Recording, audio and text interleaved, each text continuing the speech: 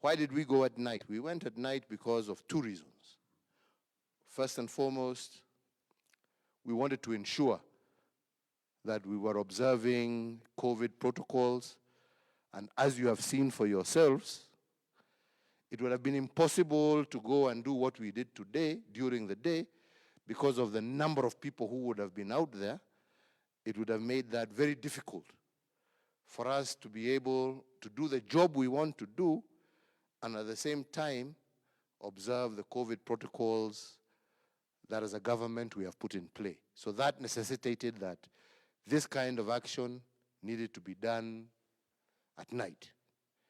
Second was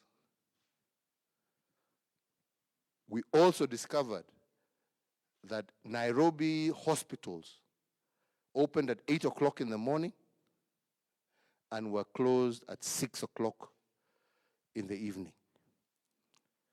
Meaning that therefore, those few hospitals that were actually available within the city of Nairobi, if somebody got sick or was in need of medical attention, it meant that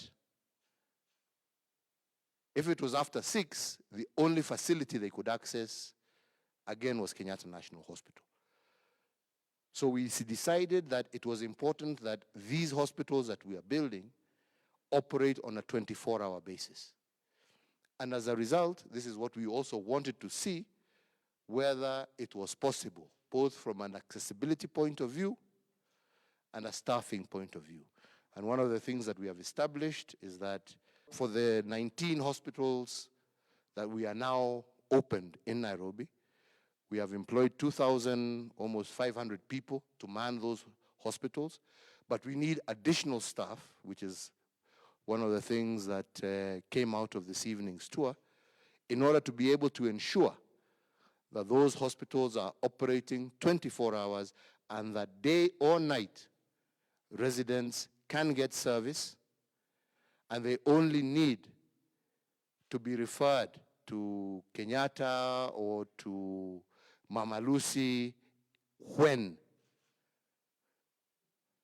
the cases are serious. So we are decongesting the big hospitals that we have by providing services where mwananchi is. The other thing we also wanted to see was the roads. We are embarking on a program right now where we are doing 400 kilometers of roads in our inner cities. Indeed, as many of you may have noticed today, we have been able to travel in most of those informal, as they call them, settlements. And we have not gone through any. These are roads that we have been constructing over the last 1 year. And we intend to do about 450. And this financial year, I want to expand that to another 300 kilometers so that we are sure that whether you live in Mukuru Wajenga or you live in Karen or you live in Muthaiga, you have the same services. We are also, with the support of the African Development Bank, we are expanding the sewage network. You also know the water network that we have done. Today, even in our informal settlements, there is no more issue of people having to pay what they used to pay, 10, 20 shillings for a jerry can of water. We have built those boreholes there. People are getting those waters. And what we are trying to do in this coming year is to now make sure that instead of going to one particular watering point, we are now also expanding the water connections, the piping, to ensure that people have access to clean water, people have access to sewage, people have access to health, people have access to roads, people have access to steamer, and so that at the end of the day, where 3/4 of our people live in a county that generates in excess of 50% of our GDP,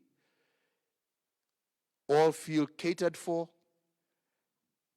equally, regardless, like I said, of whether they live in Muthaiga or Mukuru Wajenga, where we have just come from.